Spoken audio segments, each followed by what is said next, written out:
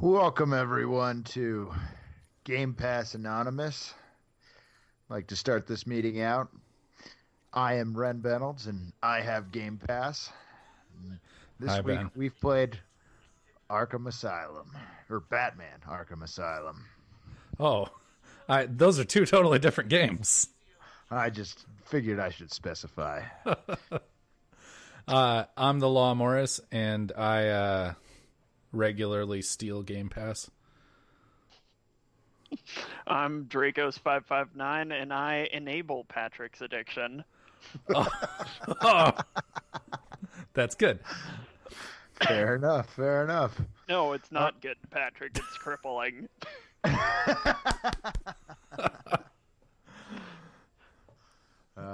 Well, so this week we are talking about the first game in the Batman Arkham series, Batman Arkham Asylum. And A game released in 2009 by Eidos Interactive and Rocksteady Studios in conjunction with Warner Bros. Interactive Entertainment. oh wow, Eidos had something to do with that. Yeah, Interesting. it was they published it, I guess. Yeah, Oh, I thought WB published it. I guess that was probably It's- before WB was like doing their own thing with publishing. yeah, exactly. Yeah, it says Eidos Interactive in conjunction with Warner Bros. Entertainment, Interactive Entertainment. Yeah, and it was based on the DC Comics superhero Batman, surprisingly, and it was written by veteran Batman writer Paul Dini, and Okay. it was inspired by the long-running comic book mythos. So we played a decent chunk for this week, and yeah. So essentially, we found out that Joker, or well, we had captured Joker, and we were taking him to Arkham, and in the middle of intake, Joker managed to escape. He captured Gordon. He released Harley Quinn and a bunch of other inmates. He brought in his crew from Blackgate, and he then also finally released and experimented on crew member who tried to kill Batman and then died. After that, what's the cop's name who captured Gordon The for Joker? the cop who captured Gordon. Yeah, initially. Betrayed him. Yeah. Oh, I'm blanking I on his don't name. remember. Yeah. So he captured Gordon, and while he was capturing Gordon, he dropped his flask. Batman was able to track him by the whiskey on his breath, and Joker figured out that that's how Batman was tracking him and killed that cop. So then Batman managed to escape to the surface and found out that Harley had smashed up the Batmobile, and Batman stopped her goons. Then he found Gordon's pipe so that he could continue tracking him by the pipe tobacco. So then he tracked Gordon into the medical unit, where he found Gordon after escaping some goons and knocking out Harley. Then Joker ended up sicking Bane on Batman, and Batman gets Gordon off the island and figures out that Dr. Young was experimenting with the Bane juice, and Joker wants the Bane juice, which is venom, and Joker wants the formula, but then he figures out that she's making a new formula called the Titan formula, and she was doing it for Joker, and that Joker was essentially, then she decided that it was a bad idea because Joker wants to use it to turn his men into an army of Banes, essentially, and to take over the world. And yeah, Batman is trying to find Dr. Young and stop Joker from getting the formula currently. okay. So that's how far you got. Yeah. I didn't get quite as far as Ethan and Pat because I played on hard. Yeah. And when you play on hard, you can't turn the difficulty down, and it's pretty hard. Yes. Good warning for anyone starting out. Yeah. So, Ben, after you and I were talking today, I actually don't remember if I ever even turned the difficulty back up after I turned it down to easy. Because Oh, man. it's, That's how you got so far. it's so, like, I mean, I'm not going to spend a ton of, like, I'm going to play these games for this show, but, like, I'm not going to, like, punish myself over them. See, you don't sound like an addict then. No, I do it that way so I can do more of them.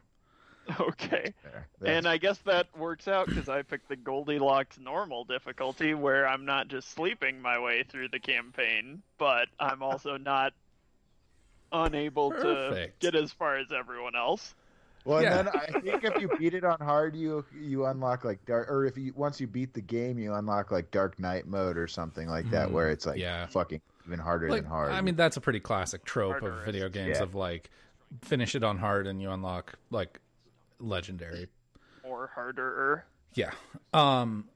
So, I mean, Ben, you gave us a recap of the story.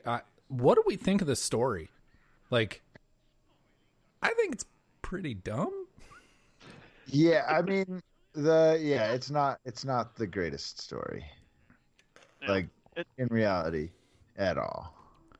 Yeah. It's a little silly, but I do love that you can see, as someone who was never much into Batman comics, like, it's neat seeing, like, all the fan service and seeing, like, if you were someone who is really into the Batman comic series, this seems like it would be the perfect game, because it's just like, hey, remember this classic villain?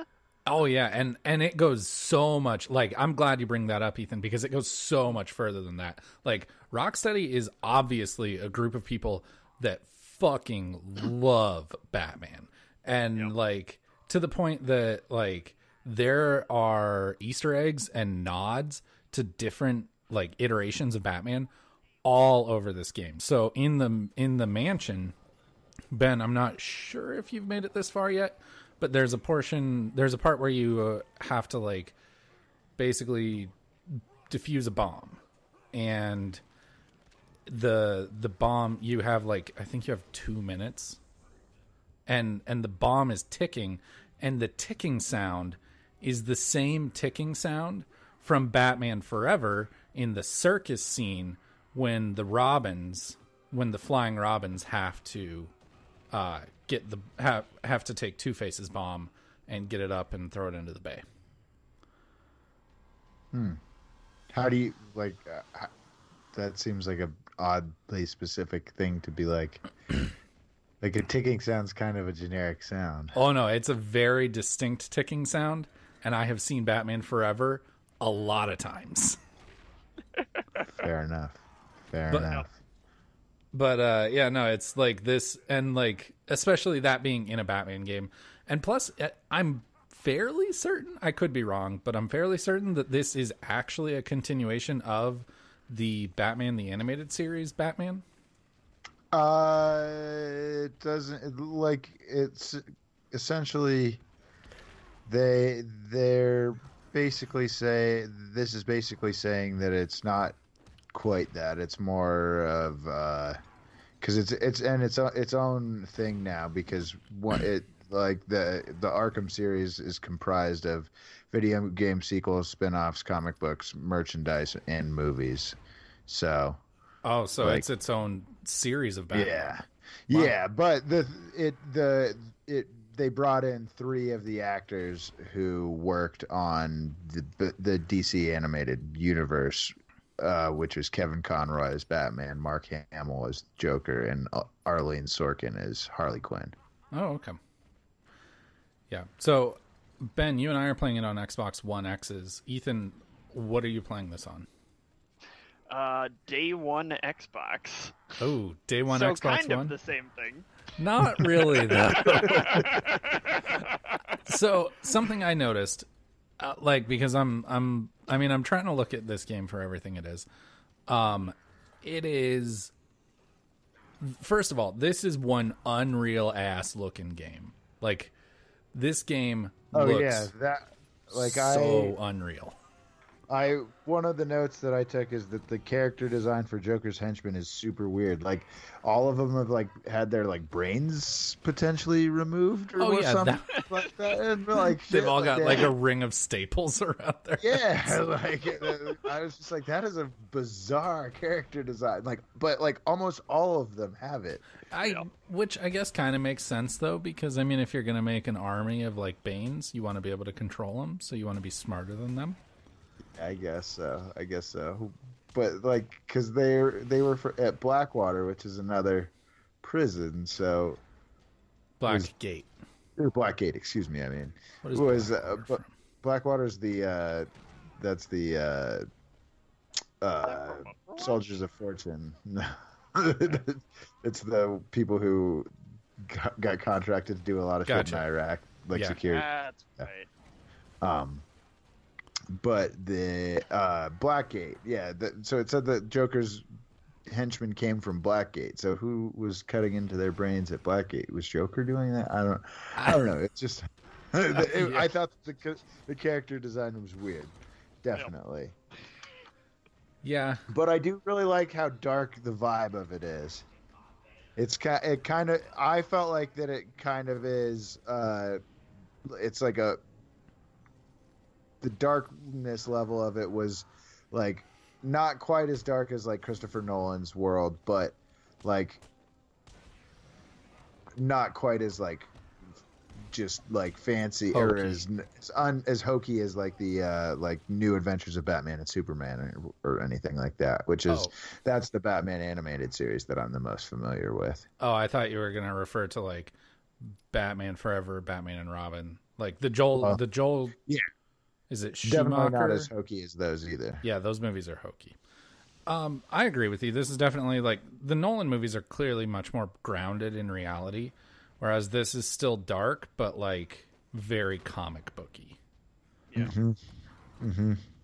So, but Ethan, what were your thoughts on the tonality of the environment?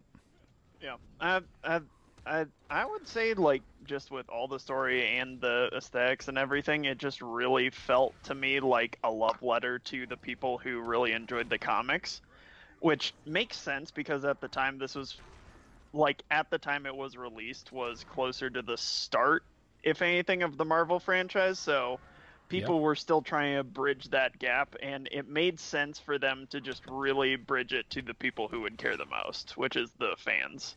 Yeah. And so even as someone who like wasn't a part of that fan base, I can at least appreciate like, okay, you were definitely going to just recapture the fun of the comics here. Yeah. For sure. I mean, like, who the fuck makes a game with Clayface in it? Like Clayface is in this. I know. Do you miss him? No. Okay. That's what I'm saying is like, oh, okay. Clayface is in this game, and like, if you're not making a game for the fans, which like, not saying that Nolan wasn't making his movies for the fans, but like Nolan made his movies for the mass audience. Nolan made a version of Batman that was easily digestible and fun for everyone. And Whereas and I think they Clayface, took the safer option here, but I think it paid off. oh for sure. And like Clayface doesn't really fit into a Nolan type universe, whereas like when you're making a game for the fans, you make a game with Clayface in it. You make a game with Killer Croc as a 15-foot crocodile that walks and talks. Well, I mean, but don't you think that that's kind of the lesson of Spider-Man 3? Is why Sandman is a terrible villain? I think definitely there's things like, I mean, that's like kind of I mean that's like the other side of the coin. Like that's where like somebody tried to use a villain that would have been way better in a video game in a movie, and it was terrible. Yeah. And yeah, I definitely think there's a lesson there of there's things that work in video games that don't work in movies. Oh, yes. Absolutely. Yes. And it's really funny to see movies, because going back to Spider-Man 3, like you were saying, Ben, seeing things in movies that work in video games and then seeing them work better in the video game. So like, I don't know if you guys ever played the Spider-Man 3 video game, but Sandman was actually pretty cool in that game. And Sandman, like you said, Ben, was terrible in Spider-Man 3. So I like this is full of stuff like that are like they were very aware that they were making a video game, and they embraced that rather than shying away from it. They embraced that. We're at about 15 minutes. Okay. Yeah. I was like, I'm not sure. So what do you guys think about the little Joker teeth? Like fucking just like sitting around. Oh, all the over Riddler the place? teeth? Yeah. No, they're Joker because they're not Riddler. Yeah. They count as a Riddler trophy. Are you Or sure? not a Riddler trophy, but like a Riddler they give thing. you progress towards the Riddler collectibles, but I'm pretty sure they're Joker because they pop out of the Joker like gift Oh, that's boxes. right. That's dumb. And they're always in places where. Are you sure that they give you Joker? Absolutely. I think they just give you XP. Yeah. No, I'm they, pretty sure they give you Riddler progress progress. towards the Riddler trophy or achievements though. Mm. Of like you've solved X amount of Riddler's puzzles. Yeah. Okay. Fair enough. So But yeah, well, yeah. Even on Wikipedia, it says chattering Joker teeth. yeah, no, that it totally makes sense that they're Joker teeth because they come out of the Joker boxes. But Yep. They're that's all laughing. yeah. Well, and like when you find like dead guards around, you usually find them near the dead guards and stuff like that. And Yeah. But what do I think of them? I think they're kind of annoying. Yeah, they're probably the most annoying collectible. At least with the Riddler challenges, or most of the Riddler challenges, you can like feel smart for like figuring it out. But these, I remember I figured out a ton when I played the game in 2009. But I've just been like, man, I don't care about this. I'm like, I ain't got time for that. yeah. Yeah. Yeah, and especially when you're first starting out and like trying to manually aim with the battering ram moves God. out of lock on just at the right second. I got to the point where I just started like seeing like 3 of them, and I'm just like, okay, explosive gel on the ground, boom, Problem done. solved. Yeah. Which- No, I mean, I never got that creative. I just sat there and looked like an idiot throwing them over and over again. Yeah, if you want to use the battering, go for the quick throw because that works way better. Yeah, definitely. Definitely. No, I think that they're a pretty lame collectible because they're usually right in your path. They make noise. They're super obvious. They're just kind yeah, But so how familiar with the New Adventures of Batman and Superman are you? Because I feel like I remember in the Joker episodes, I remember Joker like leaving those around and stuff. I couldn't be misremembering that, but I do kind of remember that in the episodes that Joker was in. I am not familiar. Okay, I remember watching those as a kid. yeah. Go ahead, Ethan. I was just gonna say, yeah, it kind of feels like something they just like put in as like a nod to what Ben's referencing, and they're like, oh, we can't just have these in here and not have them be a collectible, and then. But they then just it's like, made them fuck, that. there's just too many. There's so many of them, and like I felt like I had broken a lot of them, and I picked up a map, and it's just fucking glowing green, like they're everywhere. Yeah. Yeah, Oh, to be fair, I feel like this game came out like right before the just pure oversaturation of open world games with shitloads of collectibles. Yeah. So like I feel like at the time it was more acceptable, but after that it's just like stop giving me collectibles. I don't care. Well, yeah, because like that's the ones in Spider-Man on PS4 also feel like there's quite a few definitely, but like each of them has like it gives you more than just like breaking those teeth, giving you that when you break the teeth it just gives you some XP. Yeah. You like get some story information and stuff when you get stuff like in backstory. Spider-Man. Yeah. The backpacks all have something interesting about Spider-Man when he was like a teenager. Yeah, there's just more info. It's so I think that is, and that is, it's like Ethan said, I do think that is probably a this game was before people were like, man, we are fucking sick of collectibles. Like, you do not need to have that many collectibles. Yeah. I mean, I guess that's a good point. Is like we're judging, or we're comparing it to a game that came out 9 years later, and saying like, Well, oh, it came out August 2000 or August 2009, so we're playing it over 10 years later. Well, no. I'm saying comparing it to Spider-Man. Came out in, okay. What, like September or August of 2009 or 18? Yeah. And so it's like we're comparing it to a game that came out 9 years later, and we're like, why don't they have their collectibles figured out as well as Spider-Man? Yeah, exactly. No, totally.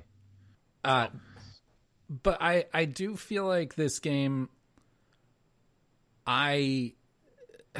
so I haven't played Arkham City, and I have started Arkham Asylum a handful of times, like 3 or 4 times. And I'm going to finish it this time for sure, but it's never really grabbed my interest, and I'm more interested in it this time than I am previously because I'm like doing it for this podcast. But I feel like Arkham, I finished Arkham Knight, and that one is like totally full on open world. And I'm not trying to be like edgy, but I definitely have open world fatigue. Not every game has to be open world. And so playing this game, it being like, it's still open, but it's like more constrained. I'm actually really enjoying that element. Yeah. Well, there's like, you have a pretty clear path at all times. Yeah, exactly. At least so far And so it's like, it's like you crisscross back over stuff, and it's almost kind of more like a game like Hitman or something like that, where you may go through the same place multiple times, but each time it's different. Well, no, Hitman's not a good example for that, but like, I mean, each time, it does, because like the first time you go through those, there's like the security guys who are like having a gun battle, and Batman saves them, and then he stops some criminals, and then the second time you go through and they're just hung from their feet, and you have to fight a bunch of dudes, and they've gotten the trucks moved and shit because Joker's guys have taken over more. Yeah. Which is a good way of recycling environments, and they did it in a creative and believable way. Mm-hmm. It's definitely true. So, speaking of, we were talking about how like the teeth give you XP, and you get XP from fighting guys, obviously, and from finding shit and all of that. But what do you guys think about like the upgrading system? It feels kind of uninspired, like the design of it, and like. That's one thing where I'm like, wow, this was before like people had really started to make like intricate like skill trees, skill trees and stuff like that much. I mean, obviously RPG games did, but it's like, I think that a game like this hadn't fully embraced the fact that it's partially a bit of an RPG in some senses. And I feel like I lean towards the second part of that statement more, because I feel like there absolutely were games with more skill trees. It's just this game was like just kind of dipping its toes into the RPG-ness, which I think both things are true. I think the skill tree, if you want to call it that, in this game is kind of just bland. The skill stick. It's literally just like a scrolling side to side wheel of skills to get. But on the other hand, I do like that it didn't take that much focus or brain power to like kind of just unlock. It's like, okay, I want to pick this one next. It's not like, okay, I want to pick this one next so I can get this other thing after that. Yeah. Yeah, that's a good point.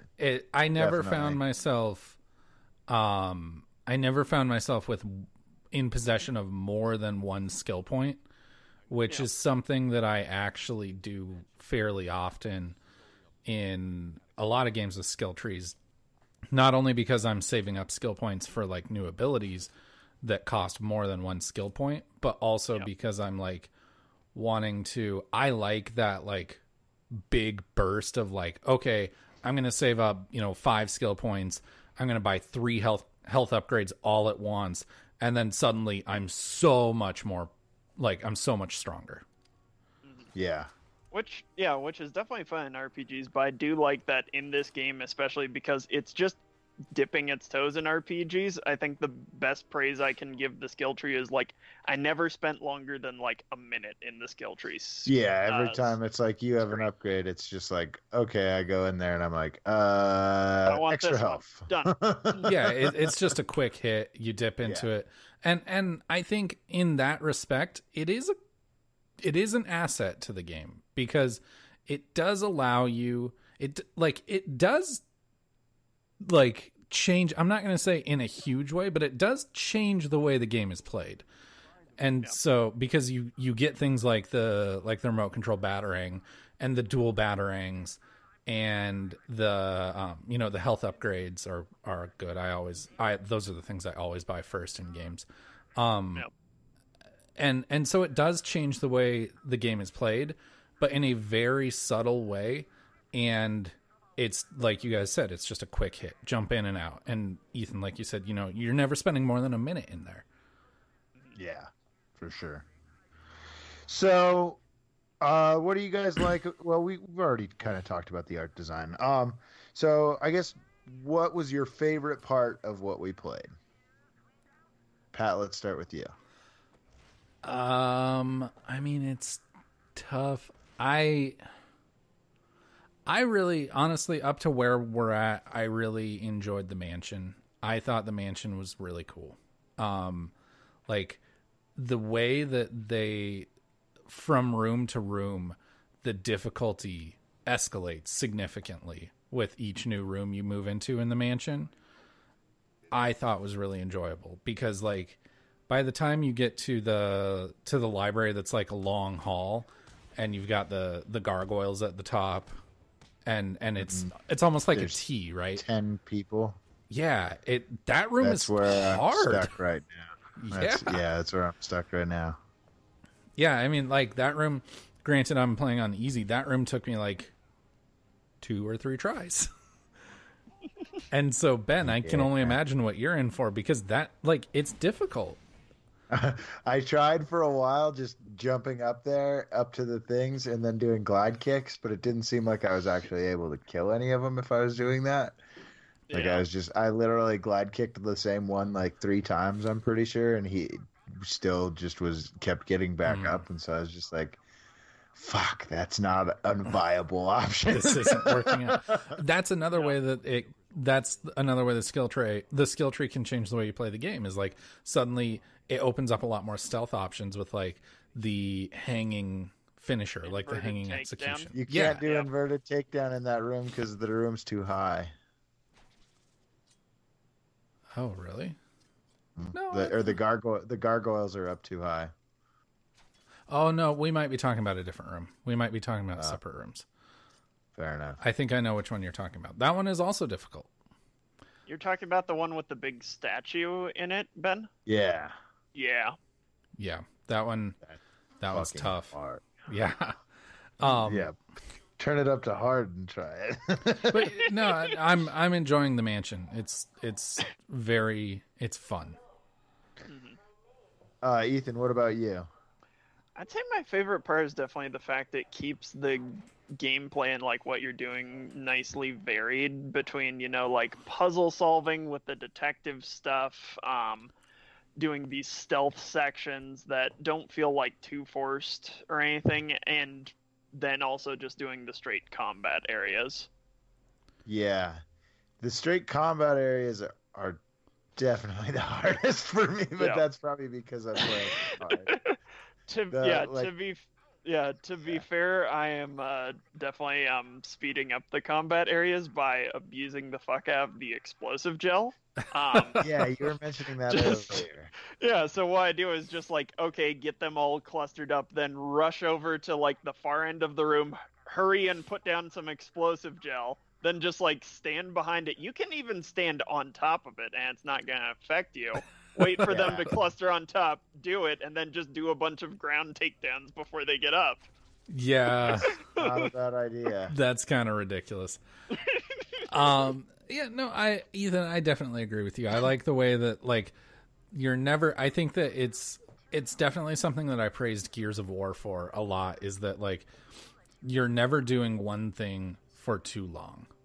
Yeah. That you're like bored of this one thing, and so it's constantly shuffling you on to the next thing, and that's pretty cool. And like I think that the way that they're using the different villains to shuffle you over is really cool.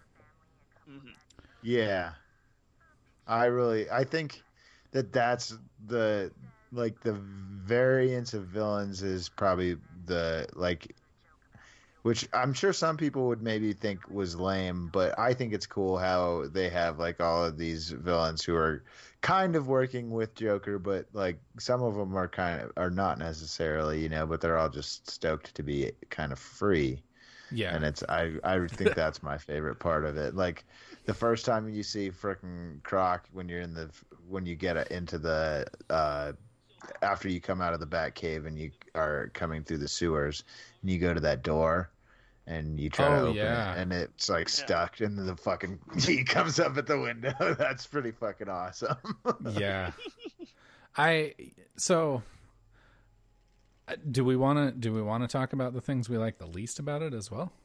Oh yeah, that was my next question. Oh, perfect. What's your favorite part of what we played so far? Okay. Do you want me to go first? Yeah, sure.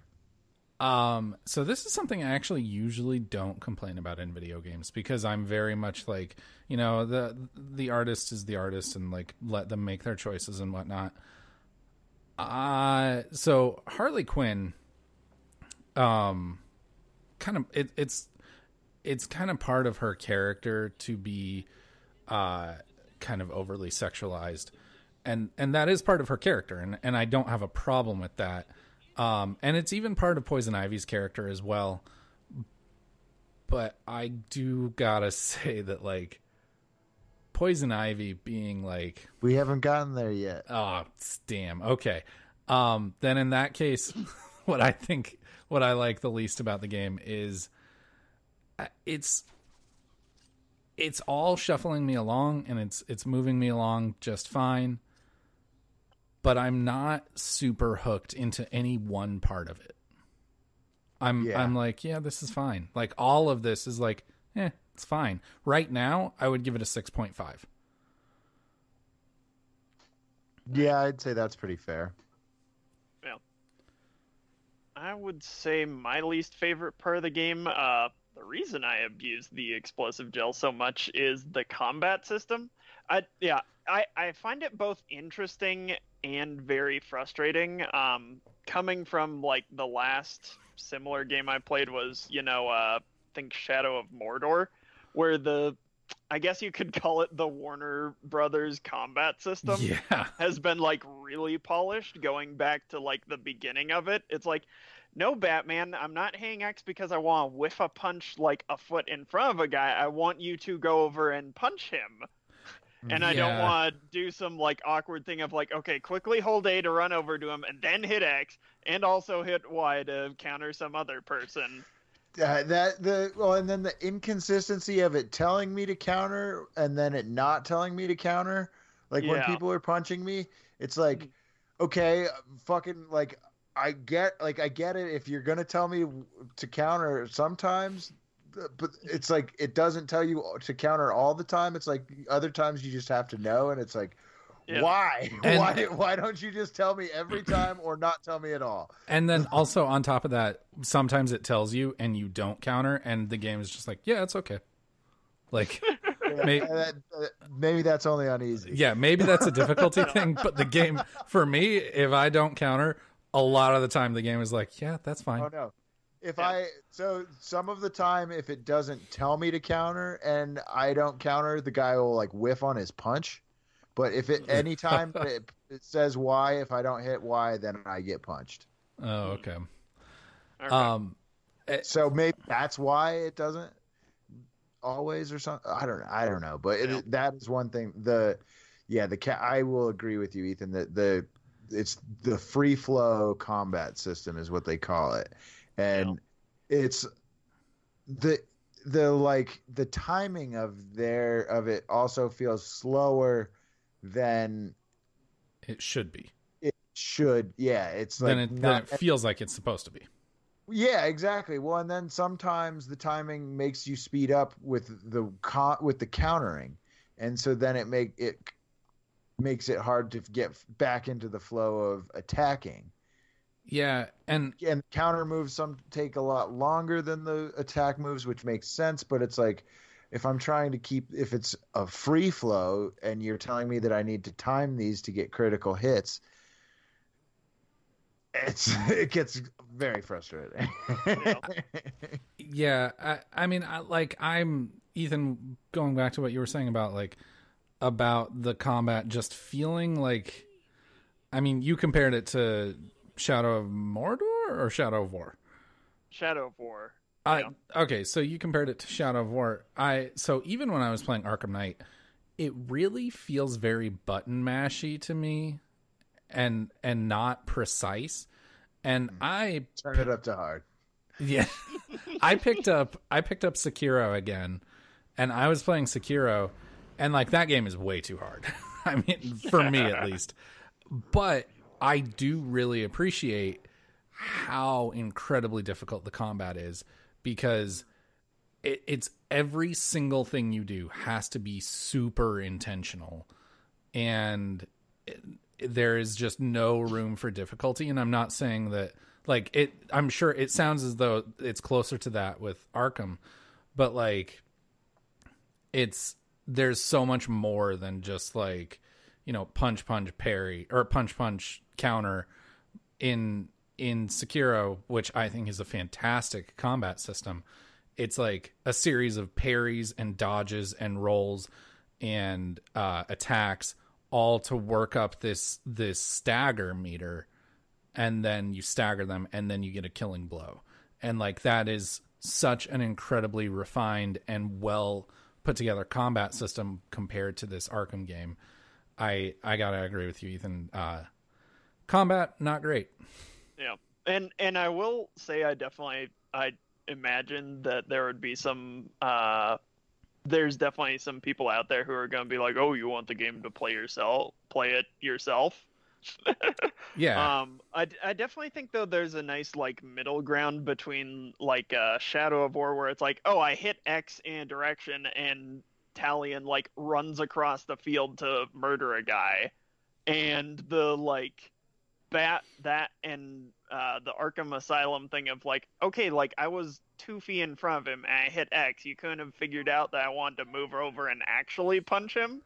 So when I get into a good combo, I've noticed that Batman is more likely to actually jump to across snap the to fight. the right place. Yeah, and so it seems like that it really does want you to get, and that's where I'm talking about how the timing is actually is fucking hard when you, especially on hard. Because if you're getting the timing right, every punch you land, it'll say critical hit.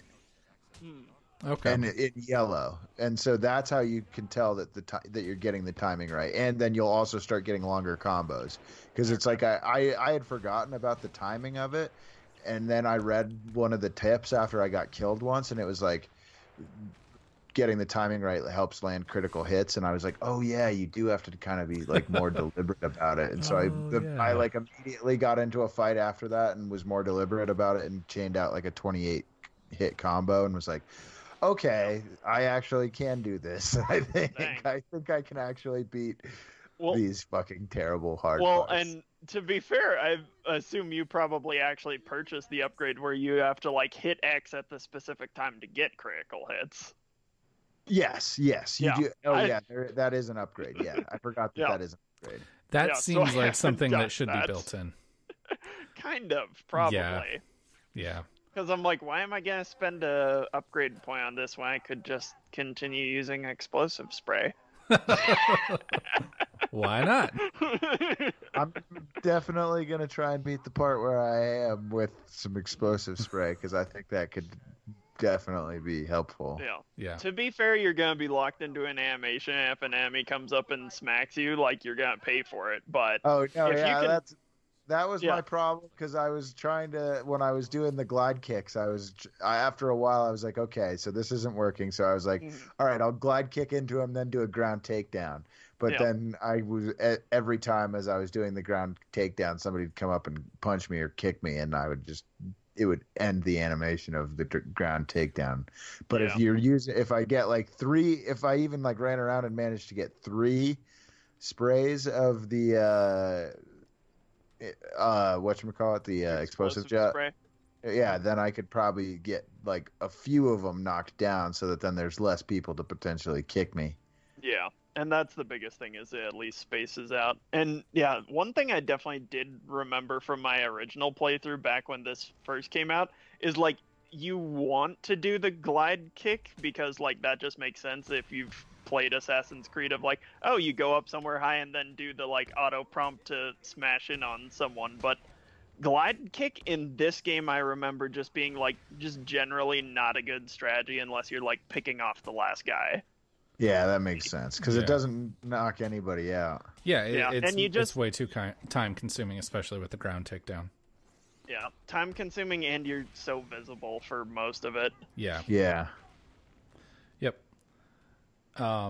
Should we do a like an in progress rating, like where we're at right now? Well, didn't you already I mean, tell I us did, you were at a but like, 6.5? should we make that a part of the show for games when we haven't finished? I kind of like that. It's not a bad idea. All right, at this point, this game is a 6.5 for me. Yeah, I mean, I'd probably be around. Yeah, I'd probably say I'm pretty much the same. Like, yeah, I wouldn't go as high as 7 and wouldn't go as low as just a straight 6. Yeah, me neither. I guess I'm nicer than you guys. I think I'd do a 7.5. 7.5. Wow. So you must be enjoying it quite a bit more than we are. Yeah, I mean, and especially I'm trying to think of it in the idea of like, okay, this was a game made for the fans of Batman, and it's doing that exceptionally well. That's actually true. That's a good point.